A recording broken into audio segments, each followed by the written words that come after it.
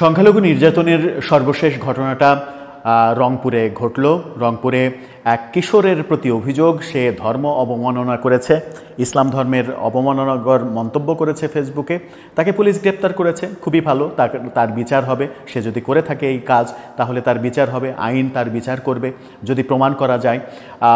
সেটা একটা আইনি প্রক্রিয়া। কিন্তু তার গ্রেপ্তার হওয়ার পরেও 18টি হিন্দু বাড়ি ভেঙে গুড়িয়ে দেয়া, হিন্দু পরিবারকে মারধর করা, নির্যাতন করা, যে ঘটনাটা আমরা দেখলাম, তারপরে যেটা দেখলাম সর্বশেষ পত্রিকার আপডেট, সেটা হচ্ছে যে তারা নিজেদের আর নিরাপদ মনে করছে না, এলাকা ত্যাগ করছে। এই ঘটনা কোনোভাবেই শুভ বার্তা দেয় না এবং বারবার এই ঘটনা বিভিন্ন জায়গায় ঘটছে। বাংলাদেশে এই সরকার আসার পর সংখ্যালঘু নির্যাতন চরম আকার ধারণ করেছে। সাম্প্রদায়িক গোষ্ঠী এই কাজগুলো করছে, সরকার সেখানে কোনো প্রতিকার করতে পারছে না। ব্যাপারগুলো দেশের মধ্যেও যখন আলোচনা হচ্ছে তখন আন্তর্জাতিকভাবেও নানাভাবে আলোচিত হচ্ছে। জাতিসংঘ বারবার বলেছে, যুক্তরাষ্ট্র থেকে বারবার বলেছেন, এমনকি যুক্তরাষ্ট্রের নির্বাচনের সময় ডোনাল্ড ট্রাম্প টুইটারে পোস্ট করে বাংলাদেশের সংখ্যালঘু নির্যাতন নিয়ে উদ্বেগ জানিয়েছিলেন। সুতরাং এই উদ্বেগ যে আন্তর্জাতিক মহলে এখনও চলবে এটাই স্বাভাবিক।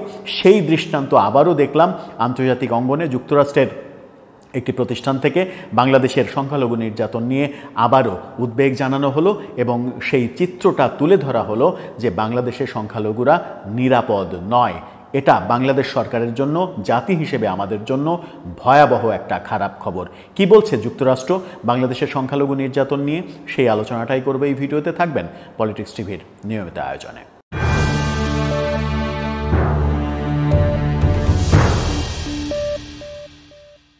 দর্শক, পলিটিক্স টিভির নিয়মিত ভিডিওগুলো স্পন্সর করছে প্রজাপতি.টিভি, নতুন ওটিটি প্ল্যাটফর্ম। আপনারা চাইলে ইউটিউবে, ফেসবুকে, ইনস্টাগ্রামে, টিকটকে দেখে নিতে পারেন। ডেসক্রিপশন বক্সে লিঙ্ক দেওয়া থাকবে, সেখান থেকেও আপনারা দেখে নিতে পারেন প্রজাপতির কার্যক্রম। চলে যাচ্ছি মূল ভিডিওতে। বলছিলাম বাংলাদেশে সংখ্যালঘু নির্যাতন নিয়ে খুব খারাপ খবর আসলো এবার যুক্তরাষ্ট্র থেকে। সেখানকার ইন্টারন্যাশনাল রিলিজিয়াস ফ্রিডম যে commission, United states commission on international religious freedom, তারা বলছে বাংলাদেশে ধর্মীয় স্বাধীনতা কমেছে। শিরোনামটা আপনারা দেখে নিতে পারেন।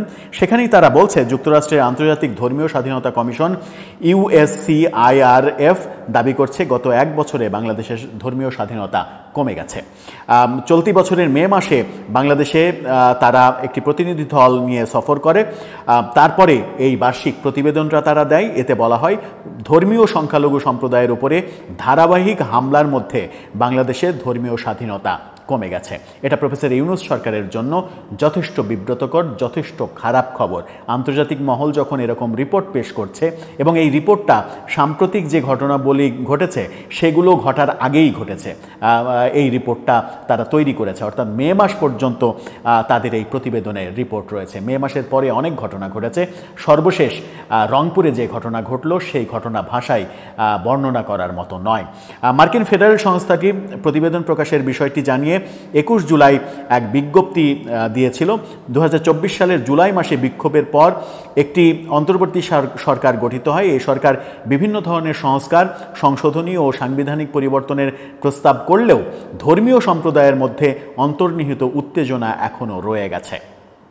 প্রতিবেদন বলছে প্রধানমন্ত্রী শেখ হাসিনার অপসারণের দাবিতে যে বিক্ষোভ হয়েছে তা সহিংস উপায়ে দমনের পর হিন্দু গোষ্ঠীগুলো তাদের সম্প্রদায়ের সদস্য ও মন্দিরের ওপর আক্রমণ ও ভাঙচুর বাড়ার দাবি করেছে।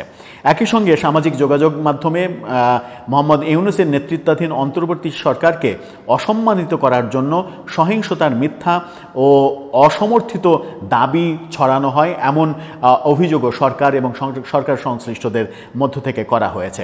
শেখ হাসিনার বিদায়ের পর সহিংসতায় বহু হিন্দু নিহত হওয়ার খবর এলেও হত্যাকাণ্ডের পেছনে ধর্মীয় কারণ নাকি রাজনৈতিক কারণ, এই ব্যাপারেও সরকারের একটা দ্বিমত দেখা গেছে এবং সরকার প্রধান বলার চেষ্টা করেছেন যে হিন্দু নির্যাতনের যে ঘটনাগুলো সেটা ধর্মীয় কারণ নয়, সেটা নাকি রাজনৈতিক কারণ। তার মানে হচ্ছে তারা আওয়ামী লীগ করতো, এই কারণে তাদের উপরে নির্যাতন নেমে উঠেছে।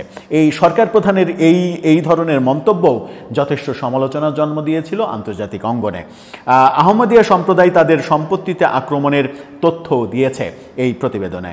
অন্যান্য ঘটনার প্রতিক্রিয়ায় অন্তর্বর্তীকালীন সরকার সংখ্যালঘু সম্প্রদায়কে রক্ষা করার জন্য অভিপ্রায় প্রকাশ করেছে, কিন্তু সেটা বাস্তবায়ন আমরা দেখছি না। সরকারি প্রতিশ্রুতি সত্ত্বেও ধর্মীয় সংখ্যালঘুদের ওপরে নিয়মতান্ত্রিক চাপ সাধারণভাবে আরও বাড়তে থাকে। শেখ হাসিনা সরকারের জারি করা এক বিতর্কিত বিবৃতিতে যে ইঙ্গিত দেওয়া হয় তাতে বলা হয় দেশের খ্রিস্টানরা বাংলাদেশ ও মায়ানমারের কিছু অংশ থেকে একটি খ্রিস্টান রাষ্ট্র প্রতিষ্ঠার ষড়যন্ত্র করছে। গত নভেম্বরে পুলিশ হিন্দুদের সুরক্ষার দাবিতে বিক্ষোভ করার সময় বাংলাদেশের জাতীয় পতাকা অবমাননার অভিযোগে হিন্দু পুরোহিত চিন্ময় কৃষ্ণ দাসের বিরুদ্ধে রাষ্ট্রদ্রোহ মামলা করে, তারপরে তাকে বহুদিন জেলে থাকতে হয়। সেই ঘটনা আমরা দেখেছি। অথচ চিন্ময় প্রভু এবং তার অনুসারীদের পক্ষ থেকে বারবার দাবি করা হচ্ছিল যে এই ধরনের কোনো কর্মকাণ্ড, পতাকা অবমাননার কর্মকাণ্ড তারা করেননি। সরকারও সেটা প্রমাণ করতে এখন পর্যন্ত পারেনি। প্রতিবেদনে বলা হয়েছে নানাভাবে মিয়ানমারের প্রসঙ্গ উঠেছে।